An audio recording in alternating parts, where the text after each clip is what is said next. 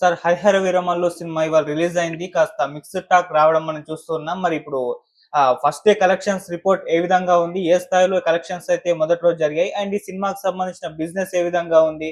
మరి ఇప్పుడు ఈ టాక్ చూస్తూ ఉంటే ప్రొడ్యూసర్ పెట్టిన డబ్బులు వచ్చేసేలా కనిపిస్తున్నాయా? లేవా? దీనికి సంబంధించిన ఎంటైర్ ఈ బిజినెస్ సంబంధించిన ఎటువంటి రిపోర్ట్ ఉంది సార్? దీనికి సంబంధించి చెప్తారా?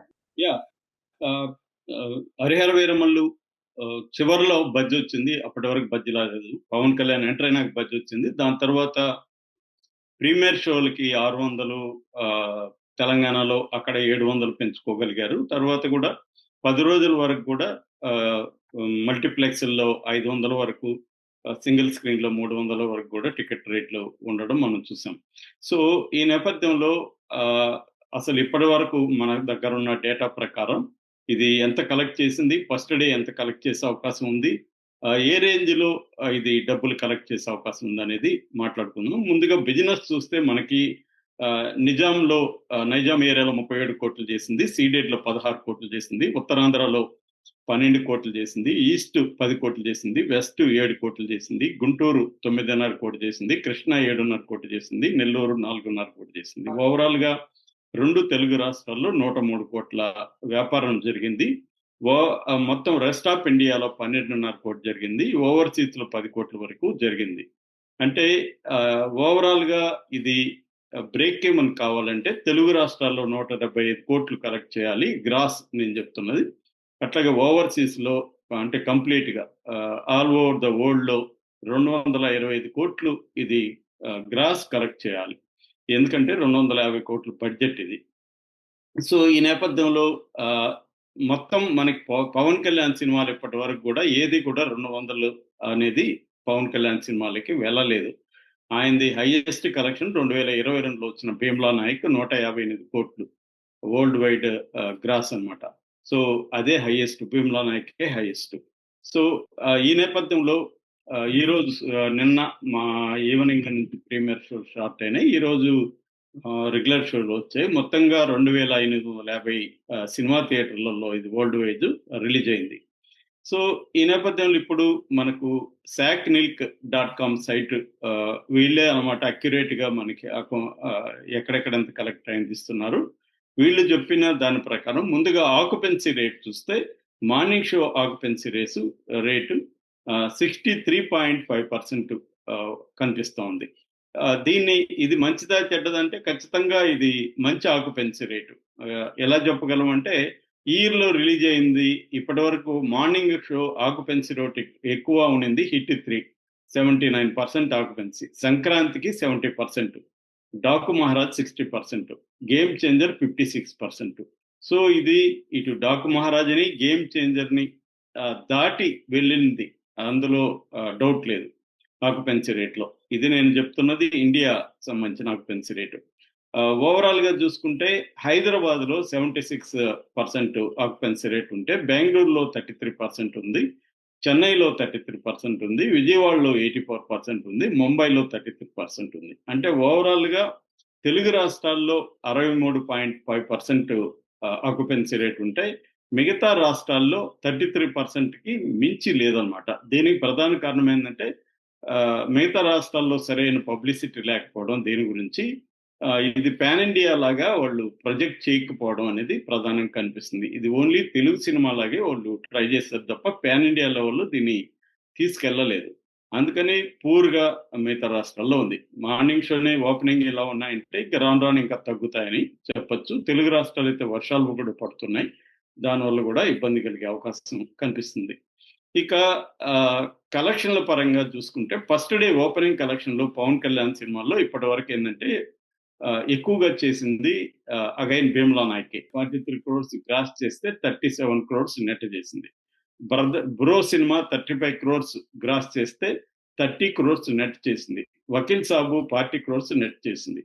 అంటే ఏది కూడా 40 క్రోర్స్ పైన వెళ్ళలేదన్నమాట. ఫస్ట్ డే కలెక్షన్‌ల విషయంలో నేను ఇందాక అన్నట్టు 'భీమ్లా నాయక్' కాదు, 'వకీల్ సాబ్' నంబర్ 1గా నిలిచింది. 40 క్రోర్స్ నెట్ అన్నమాట.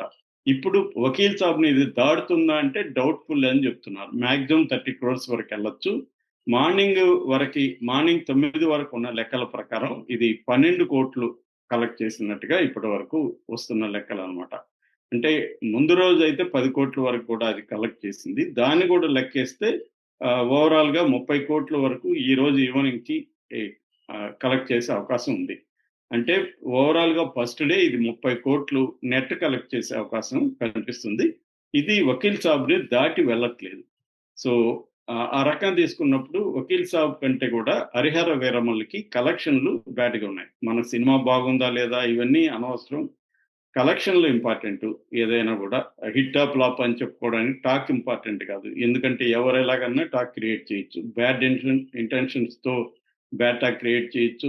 ఏమి లేకపోయినా గూడా అభిమానులు తన పార్టీ వాళ్ళు హైప్ చేయొచ్చు. ఇవన్నీ జరగొచ్చు గానీ కలెక్షన్‌లు అబద్ధం చెప్పవు. అది గూడా ప్రొడ్యూసర్‌లు లేనిపోని కలెక్షన్ చెప్పుకోవడం గూడా మనం చూస్తున్నాము. కానీ sackmilk.com లాంటి సైట్‌లు వాళ్ళు ఎందుకంటే వాళ్ళకి ఒక రెప్యుటేషన్ ఉంది. దేశవ్యాప్తంగా అన్ని సినిమాలకి బాక్స్ ఆఫీస్ కలెక్షన్ అక్యురేట్‌గా ఇస్తారు. సో, ఆ లెక్కల ప్రకారం చూసుకుంటే మాత్రం ఓవరాల్‌గా ఫస్ట్ డే కలెక్షన్‌లు 'హరిహర వీరమల్లు'కి 30 క్రోర్స్ నెట్ మించి పోయే అవకాశం కనిపియలేదు. ఇది గాని ఆహ్, రేపు సాటర్‌డే, సండే హాలిడేస్ కాబట్టి రేపు ఇంకా ఎక్కువగానే కలెక్ట్ చేయగలిగితే మెల్లమెల్లగా కొంత ఏమన్నా పికప్ అయ్యే అవకాశం ఉంది.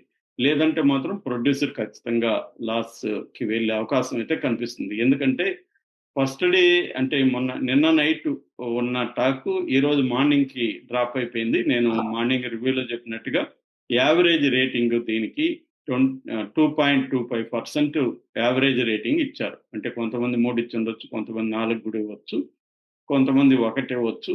ఇలాగా ఓవరాల్‌గా మనం యావరేజ్ లెక్కేస్తే యావరేజ్‌లో 2.25 రేటింగ్ ఉంది. 2.25 అనేది బిలో యావరేజ్ సినిమాకి ఇచ్చే రేటింగు. సో, కనీసం 2.5 దాటితేనే అది యావరేజ్ నుంచి అబోవ్ యావరేజ్‌కెళ్తుంది. ఎన్ ఇది బేసిక్ అన్నమాట. సో, ఇంకొక కలెక్షన్‌లు తక్కువ ఉండడానికి ఇంకొక కారణం గూడా ఏందంటే బాయ్‌కాట్ హరిహర వీరమల్లు అన్న హ్యాష్‌ట్యాగ్ గూడా కొంతవరకు పనిచేసిందని చెప్తున్నారు. ఎందుకంటే లాస్ట్ టైము 1,30,00,000 మంది 2024లో వైసీపీకి ఓట్లేశారు. అందులో కనీసం 10,00,000 మంది యూత్ ఉన్నారు. అందులో కనీసం 5,00,000 మంది సినిమాకి రెగ్యులర్‌గా వెళ్ళేవాళ్ళున్నారు. సో, ఈ 5,00,000 మంది ఈ సినిమాని చూడలేదు. ఎందుకంటే వైసీపీ చాలా గట్టిగా తీసుకునింది. తమని అవమానించడానికి సినిమా ఫంక్షన్‌లు వాడుకోవద్దని అనేక సార్లు చెప్పాము. 'లైలా' అప్పుడు గాని, 'బైరం' అప్పుడు గాని మేము చూపిచ్చాము. అయినా గూడా వీళ్ళు బుద్ధి మారలేదు. కావాలనే అతనికి తెలుసు పవన్ కళ్యాణ్‌కి రఘురామకృష్ణరాజు ఎలాగ మాట్లాడతాడని. అయినా గూడా తీసుకెళ్ళాడు. రఘురామకృష్ణరాజు పవన్ కళ్యాణ్‌కి చెప్పకుండా అటువంటి స్పీచ్ ఇవ్వడు. సో, నిజమైన ఔరంగజేబుని ఓడించాడండి. జగన్ ఔరంగజేబుతో పోల్చి మాట్లాడడం. అట్లాగే పవన్ కళ్యాణ్ గూడా గత ప్రభుత్వం నా మీద పగబట్టిందని చెప్పడం. అవన్నీ చెప్పాల్సిన అవసరం లేదు. నిజానికి ఫంక్షన్‌లో. ఈ సినిమా ఎలా ఉంది? ఎందుకు చూడాలి? ఇవే మాట్లాడొచ్చు కానీ, అక్కడికి పోయి గూడా రాజకీయాలు మాట్లాడడం. అలాగే సినిమాలో గూడా రాజకీయ డైలాగులు పెట్టడం. ఇదంతా గూడా వైసీపీకి కోపం తెప్పించింది. అందుకని వాళ్ళు బాయ్‌కాట్ పిలుపు ఎంతో కొంత పనిచేసిందనేది అంటున్నారు. ఎందుకంటే లెక్కల పరంగా చూసినప్పుడు కనీసం 5,00,000 నుంచి 10,00,000 మంది యూత్ ఈ సినిమాకి వెళ్ళనీయకుండా ఆపగలిగారు. వాళ్ళ ఫ్యామిలీ మెంబర్స్‌ని గావచ్చు, వాళ్ళ ఫ్రెండ్స్‌ని గావచ్చు కొంతవరకు ఇన్‌ఫ్లుయెన్స్ చేయగలిగారు. ఇంకొకటేందంటే జనరల్ పబ్లిక్‌లోనే ఈ మధ్య అర్బన్ కన్జంప్షన్ అనేది బాగా పడిపోయింది. ఆంధ్రాలో అయితే రూరల్ ఆహ్, పీపుల్ దగ్గర మనీ సర్క్యులేషన్ లేదు. ఎందుకంటే పథకాల నుంచి డబ్బులు ఆహ్, వెళ్ళట్లేదు వాళ్ళకి. ఏదో 1, 2 పథకాలెళ్ళే తప్ప మొత్తంగా వెళ్ళట్లేదు. జగన్ ఉన్నప్పుడు కనీసం 1,00,000 రూపీస్ పర్ ఫ్యామిలీకి యావరేజ్‌న ఉండేవి. అది వాళ్ళు చేసుకునేవాళ్ళు. చాలామంది గ్రామాల్లో మొన్న సర్వే చేసినప్పుడు గూడా రైజ్ సర్వేలో గూడా 9 అంశాలు ఈ ప్రభుత్వానికి 1 ఇయర్‌లో వ్యతిరేకత వచ్చిన అంశాలు 9 ఉంటే, అందులో ఒకటి గ్రామీణ మనీ సర్క్యులేషన్ లేదనేది ఆ సర్వేలో గూడా తేలింది. సో, దీనివల్ల ఏమవుతుందంటే ఎప్పుడైతే మనకు మనీ తగ్గిపోతుందో మనం లగ్జరీస్ మీద, ఎంటర్‌టైన్‌మెంట్ మీద ఖర్చు పెట్టడం తగ్గిపోతుంది. ఎందుకులే ఇప్పుడు ఒక ఫ్యామిలీ వెళ్ళాలంటే 2,000 అవుతుంది, 3,000 అవుతుంది సినిమాకి. ఆ 3,000 ఉంటే మనం 1 మంత్‌లో చాలా కొనుక్కోవచ్చు. చాలా కనీసం సరుకులు కొనుక్కోవడము, కూరగాయలకు దేనికొకటికొస్తది కదా! అని ఇంటిల్లోనే కూర్చొని టీవీ చూసుకునేవాళ్ళు, లేకపోతే ఓటీటీలో సినిమాలు చూసుకునేవాళ్ళు ఉన్నారు. అట్లాగే ఏందంటే ఇది 2 రోజుల్లో మంచి ప్రింట్ ఎలాగైనా వస్తది. టెలిగ్రామ్‌లో మనం సర్క్యులేట్ చేసుకోవచ్చు. ఇక్కడే చూసేయచ్చులే అనుకునేవాళ్ళున్నారు. ఇంకొంతమంది టాక్ బాగా వచ్చి చూడాలి చూడాలి అన్న ఫీలింగ్ క్రియేట్ అయినాక వెళ్దాంలే అనుకునే వాళ్ళు ఉన్నారు. సో ఈ కారణాల వల్లంతా కూడా మనకి ఇదైతే ఈ సినిమా మీద ప్రభావితం చూపించింది. బట్ ఎంత నెగటివిటీ ఉన్నా కూడా సినిమాలో దమ్ముండి కంటెంట్లో దమ్ముంటే హిట్ అవుతుందని 'పుష్ప 2' రిలీజ్ చేసింది. 'పుష్ప 2' మనకి ప్రూవ్ చేసింది. ఎందుకంటే దాని మీద కూడా విపరీతంగా నెగటివిటీని క్రియేట్ చేశారు. తెలుగుదేశం వాళ్ళు కావచ్చు, జనసేన వాళ్ళు కావచ్చు, పవన్ కళ్యాణ్ మెగా అభిమానులు కావచ్చు. కానీ అది అన్ని రికార్డులని బ్రేక్ చేసుకుంటా వెళ్ళింది. సో దీనికి ఆ కైండ్ ఆఫ్ అయితే లేదు. ఇదే ఈ రోజులాగా 30 కోట్లు కలెక్ట్ చేసుకుంటూ వెళ్తే కొంతవరకు గెట్ ఆన్ అయ్యే అవకాశం ఉంది. డ్రాప్ అయితే మాత్రం డిజాస్టర్‌లోకి వెళ్తుంది. ఆల్రెడీ డిజాస్టర్ 'హరిహర వీరమల్లు' అనే ట్యాగ్ లైన్ కూడా ట్రెండింగ్‌లోకి వస్తుంది ఈరోజు. అది ఎట్లాగో వైసీపీ వాళ్ళు చేస్తారు. వాళ్ళకుండే హేట్రెడ్ వల్ల. ఏదేమైనా ఇదైతే అనుకున్న స్థాయిలో కలెక్ట్ చేయలేదని చెప్పొచ్చు. Okay sir. Thank you so much.